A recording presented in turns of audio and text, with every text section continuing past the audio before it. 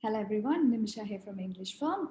Today again we are going to discuss about one of the less important components of PTE, as we have already completed the important ones in the PTE tutorials. Please make sure you watch them. So today we'll be discussing about one of the components in your reading module, which is your multiple choice, multiple answer. So in your reading, you have two multiple choice questions, two types of multiple choice questions. We have multiple choice multiple answer as well as multiple choice single answer, and three other important components as well. So this is one of the less important components because it is low scoring, and in reading this is, I would say, we have 5 items. Out of 5, this is the fourth important question. So let me show you how important this is again from our PT score distribution table. Let me share my screen with you. All right. So we're discussing about the item over here. We have already come to the last block of the PT score distribution chart, which means these are relatively very low important items, especially for students aiming for 6 or even 7 in this case. But if you're targeting for higher than 7 or especially 8, every component is important for you. There's nothing less important for you. Everything is important because even 1 point can mean a lot. Now, the item that we are talking about today is your multiple choice, multiple answer of your reading module. As you can see, it's over here, carrying only a total marks of 3 points. Let me see how important this is out of 20. We can keep a count. 1, 2, 3, 4, 5, 6, 9, 10, 11, 12, 13, 14. Yeah, this is the 15th important component out of all the 20 items. So the total marks it carries out of 90 is just 3 points. And the number of questions you will get in that is 2 to 3 points, which means it's carrying only average of 1 point per question or less, 2 to 3 questions, and average number of questions as 2. And this is the point system. We'll discuss about it later. And this is an item in reading module. It doesn't contribute points to any other modules as well. All the 3 points it has, it is giving to the reading module itself. It doesn't give any points to speaking, no points for writing, and no points for listening. Total 3 marks out of 90, all the 3 goes to reading itself. All right, now coming to the item in detail. So this is your multiple choice, multiple answer question, which is your second item in reading. I would not say second item because in PTE, the reading items are mostly shuffled. They don't always give you multiple choice at first or fill in the blanks at the end. Sometimes you can get fill in the blanks at first and multiple choice at the end as well. So expect all kind of orders. They don't have a fixed order for this particular module. They shuffle it most of the time. In speaking, writing, and even in listening, the order is mostly the same always, but in reading, they usually shuffle it. Now, as we already know, even though we have these 5 components in reading, the most important one is reading and writing fill in the blanks. Second important one is reading fill in the blanks. Third important one is reorder paragraph. Fourth important one is our item today, multiple choice, multiple answer. And the fifth important one is multiple choice, single answer. And I believe I have already explained this in the other important components of reading. Your time management is very crucial in your reading module because unlike the other modules, like in speaking, you get specific time for every particular task. There is 30 seconds or 40 seconds, which is given for every single question separately. You don't have to worry about time management there. Even in writing, it's the same. There is 10 minutes for every summary. There is 20 minutes for every essay. Again, you don't have to divide the time among the questions based on their importance. But when it comes to listening part 2 or even the reading component, the computer will not be allocating specific time for each task. It gives you total time for all of them together. So in reading, you will be getting 2 to 3 of multiple choice, single answer, 2 to 3 multiple choice, multiple answer, 2 to 3 reorder paragraphs, 4 to 5 reading fill in the blanks, and 5 to 6 reading and writing fill in the blanks. So you could be getting a total of around 15 questions. And for all the 15 questions together, the computer gives you a total time of around 30 minutes. The computer will not be giving you separate time for each task. You are supposed to divide it according to the importance of the question. And as we clearly know, 3 of the components are important and 2 of them are less important. The best way to manage your time would be spend less time on the unimportant questions, obviously, so that you can utilize more time for the important question types. And you should also remember in PT, you don't have an option to skip and come back. Whatever order you get in the exam, whenever you get a question, you have to answer it right away. You cannot come back to it later. So do not think that you can skip the unimportant questions and then do the important ones and then come back to the unimportant ones. You cannot do that. If you get the unimportant questions, multiple choice questions in the beginning, just answer it quickly so that you can use the rest of the time for your important question types. So the best way to manage your time is, if you get 30 minutes for 15 questions, you can utilize minimum 2 minutes for each question of the important items. 2 minutes for each reorder paragraphs, 2 minutes for each reading fill in the blanks. When I say each, that is one entire paragraph, not for one blank. 2 minutes for each reading and writing fill in the blanks. Preferably 1 minute or 1 point, less than 2 minutes, I would say. 1 minute is suitable for multiple choice, single answer each question. Multiple choice, multiple answer also each question. You can spend around 1 minute time. Because if you take more than 1 minute here, then you will not be getting even 2 minutes for the important question types, which is supposed to give you more points. So multiple choice, multiple answer. This is a sample screenshot. You don't have to try to do this question. I know that it's not clear. So you will have a paragraph given to you. As you can see, the paragraph tends to be longer for your multiple choice, multiple answer questions compared to multiple choice, single answer. So you have a paragraph given or multiple paragraphs given, or I would say a passage. There will be a question related to the passage with 4 or 5 options. Now, how do you identify multiple choice, single answer and multiple choice, multiple answer in this exam? Whenever you do PTE, make sure you read the instructions before you answer the question. So here the instruction is, read the text and answer the question by selecting all the correct responses. You will need to select more than one response. So when they say more than one response, clearly you have to choose more than one answer. But there is an easier way to identify the multiple answer questions and single answer questions. If you can see the box here along with the option, if you see a square box for the options, that means you're allowed to choose more than one. So it can be 2, 3, 4, or 5, or you can click on all the options here. And if it is single answer, instead of the box, you will be seeing a circle. So this is a trick to save your time that you should be using for your instruction, for reading the instruction. So to identify the question type without even reading the instruction, if you see a box with the option, that means you can choose more than one. If you see a circle with the option, that means you can choose only one. This is not only for PT, you can use this for any exam, any universal exam, it's the same. Box is for multiple answer, circle is for single answer. All right. Now, here they are checking your ability to read an academic text for a variety of purpose, including reading for the main idea, reading for specific details, reading for writer's purpose, because these are the common kinds of questions that you will be getting in your multiple choice, multiple answer.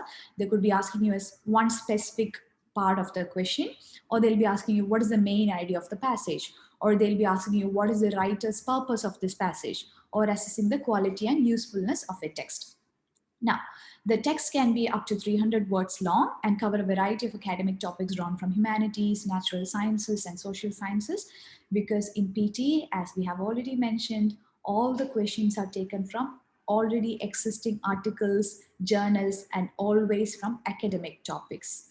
And each text has multiple choice question. There will be between 3 and 5 answer options to choose from, more than one of which will be correct.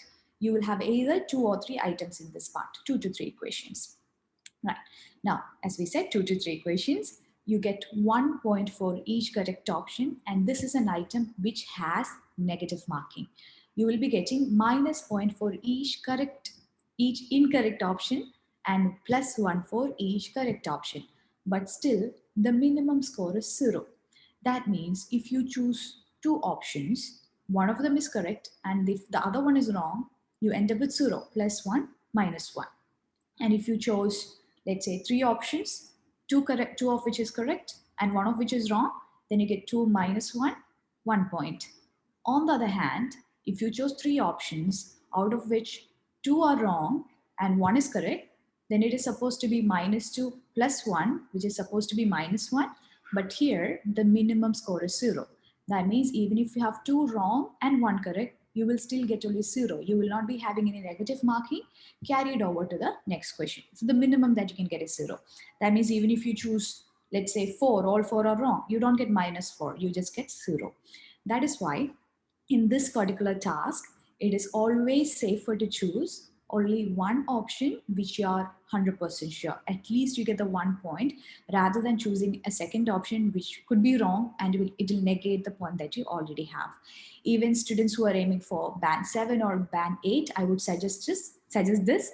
Click only one option that you're 100% sure. Unless you're 100% sure about the second option, it's always safe to choose only one, because that 1 point is enough even to get 79 plus, rather than wasting your time and ending up with the wrong option and losing the point that you already have.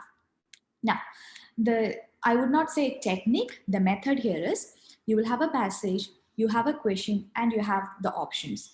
And the most common mistake made by students here is not reading the question carefully, because the question could be anything specific from the passage, and even they could even ask you which of the following options are not true according to the passage. So if you do not read the not true part carefully, you could end up with choosing all the paragraphs which matches with the passage, because students mostly have a tendency of just reading the passage and the options and click on every option that even if you see certain words in the options that you saw in the passage, you have a tendency to click on them.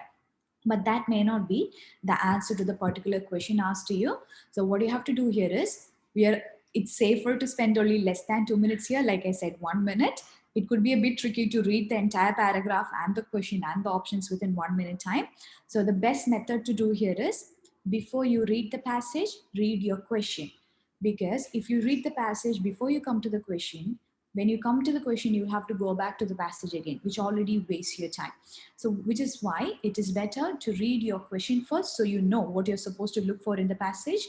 And after the question, skim read the options. When I say skim read, look for the keywords in the option, and then you can go to the passage, come back to the options, and choose whichever is 100% correct, without any incorrect information, without any extra information. So that is another method here, elimination. Because it would be more difficult for you to find out the matching option, it would be easier for you to find out the wrong options. If you see any option which has extra information, which is not even mentioned in the passage, definitely wrong. If you have any option with incorrect information, opposite to what is mentioned in the passage, definitely wrong. So you can eliminate the wrong ones and narrow down to the one which is left out. One or two here, multiple answers, so there could be more than one correct answer here. Okay, but you might be thinking, how can a person read this entire paragraph and the question within 1 minute time? That is why I would say this is not an important component. It's not worth wasting your time. If you feel that the passage is too long, just skim read it, read the question, read the options, and use your common sense and mark any one option. Even if you do not know the answer to the question, just mark any one, and rather than leaving it unattempted, because even if you leave it unattempted, you get 0. If your guess is right, you could be getting 1 point. Even if it's wrong, you still get 0. So do not leave it unattempted, guess any one option. Now here, let's read the question first. If you want, you can pause the video and read the question in detail. Which of the following statements about Australian Aborigines can be supported from this text? So this is your time for you to pause the video if you want to read the entire passage in detail. I'm just going ahead. Okay, so after the question, I have to read the options. So the first one says, it is estimated that the population of Australian Aborigines peaked at about 400,000, some 30,000 years before white settlement. This is easy to find in the passage because they have given you numbers. As you can clearly see, 400,000 and 30,000 in the first paragraph itself. The second line of first paragraph says, recent government statistics counted approximately 400,000. So recent government, that means currently the population of Aborigines is 400,000. And the option, our first option says 400,000 was the population 30,000 years before white settlement. So that part is incorrect. 400,000 is the current population. It is not the population 30,000 years before white settlement. So even though the first half of the option 1 is correct, the second half is wrong. So we can straight away eliminate this one. Now, second option says, despite being recognized internationally, the Aboriginal musical instrument, the didgeridoo, rarely plays a significant role in Aboriginal cultural ceremonies. So the keyword in this particular option is didgeridoo. So what do? You skim read the passage and immediately find out the word didgeridoo. As you can see, it is in the last paragraph, storytelling, art, and the didgeridoo. They have given you the title itself. And the last paragraph says, Aboriginal music is often recognizable for its most famous instrument, the didgeridoo, a wind instrument typically made from bamboo. It extends about vibrating hum. So they're saying it is the most famous and it is often recognizable, which means it is clearly very important for them. And they also say Aborigines used didgeridoos in formal ceremonies such as events such as sunsets. That means every day they use it, circumcisions and funerals. So it's really important for them. And option 2 says it rarely plays a significant role, which is exactly the opposite of what is given in the passage. So incorrect information, eliminate the option. So option 1 is wrong, option 2 is wrong. Now, option 3. Today, Aborigines comprise approximately 2% of Australian population. Easy to find. Again, it's the first paragraph. Recent government statistics counted approximately 400,000 or about 400,000 Aborigines or 2% of Australia's total population.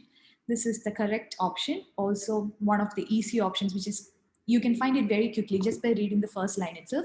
So if I was taking the exam, if I found this option, I would not even think about finding a second one, because for me this one point and my time is more important, because if I spend more time to figure out the second option, if my fill in the blanks is yet to come in reading, I will not be getting enough time to spend on them. But if I already finish my fill in the blanks at first, and if I get multiple choice questions at then I would try to find the second option as well. So based on the order of questions that you get in the exam, if you get multiple choice questions at first, make sure you do them quickly because you need time for your fill in the blanks and reorder paragraph. But if you got fill in the blanks at first and multiple choice is coming at the end, you can take all the remaining time that you have to answer these questions, even if you spend more time, more than 1 minute, all okay, as long as you did your fill in the blanks correctly in proper time.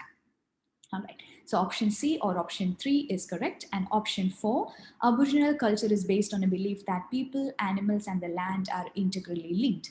This is also correct. This is actually the summary of the third paragraph, the dream time. Aboriginal spirituality entails a close relationship between humans and the land. So human and land are connected. Aborigines call the beginning of the world the dreaming or dream time. In the dream time, Aboriginal ancestors rose from below the earth from various parts of nature, including animal species, bodies of water, and the sky.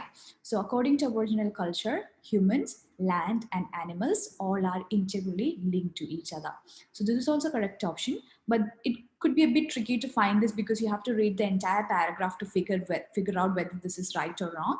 That is why most of the questions, especially multiple answer ones, one option will be an easy find. In here, option 3 is an easy find because it's directly there in the passage. Option 4 is a bit, you need to go a bit more deeper into the passage to figure this out. That's why if I'm in the exam, I would choose just one easy one and move on ahead, because even for 79 plus, even one option is enough, because if you lose one correct option, you could be losing only zero point 0.5 or less than that out of 90. It's okay to lose, especially to students aiming for 7 each. And the last option, unlike many other indigenous cultures, Australian Aborigines developed equitable relationship with colonial powers. Equitable means friendly relationship. This way, even without reading the paragraph, we can clearly see no colonial powers have been good to the natives or the Aborigines of any country. But if you want to see it in the passage, it is in the last part of second paragraph. And like other indigenous populations, a difficult colonial history. So colonial powers have always been bad to the, mostly, if you have learned history, mostly they have been bad to the Aborigines or natives of any country. So this is also clearly wrong. So in this particular question, the correct answers are option 3 and option 4. See how much time I took even to explain this. It's not worth your time, guys, because it doesn't carry much points and you need more time for your fill in the blanks questions. So just summarizing what we said before, if you get multiple choice questions in the beginning part of reading, do them quickly so you can utilize enough time for your fill in the blanks. But if you got fill in the blanks at first, you did them correctly, you took enough time, and you get multiple choice questions at the end, please make sure you don't, you can take all the time that you have remaining because you have already completed the important question types. All right, so that's it for multiple choice, multiple answer. Your multiple choice single answer is also very similar. Please make sure you remember this introduction for your multiple choice single answer, but I'll be making another video for that separately so you can understand it in detail. All right, so yeah, that's it for multiple choice, multiple answer in reading. I believe all of you are clear with what you have learned in the videos. Please make sure you watch the other videos as well, especially of the important components. I hope these videos are helpful to you. And like I always say, if you need any help with PT preparation or IELTS or NATI as well, you can reach us on 0432 269 874. Thank you.